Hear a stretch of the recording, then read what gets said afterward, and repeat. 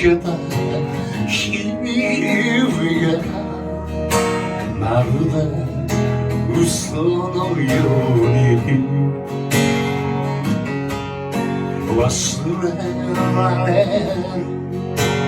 時が来るまで心を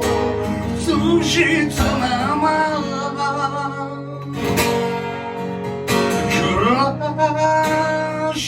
てゆこう遠くで汽笛を聞きながら何もいいことが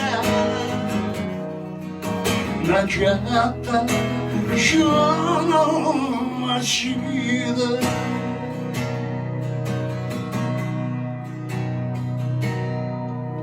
俺を見捨てた人を恨んで生きるより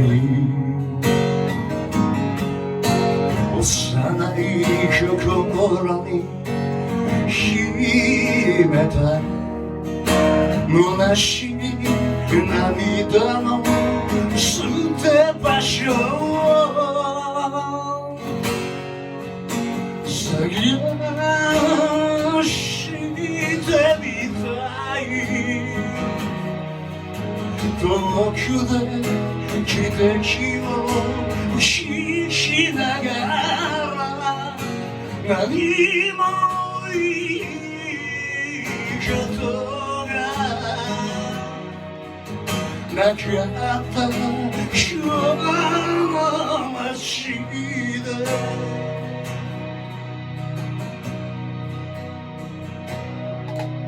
せめて一夜の夢と泣いて泣き明かして自分の言葉に嘘はつくまい人を裏切るまい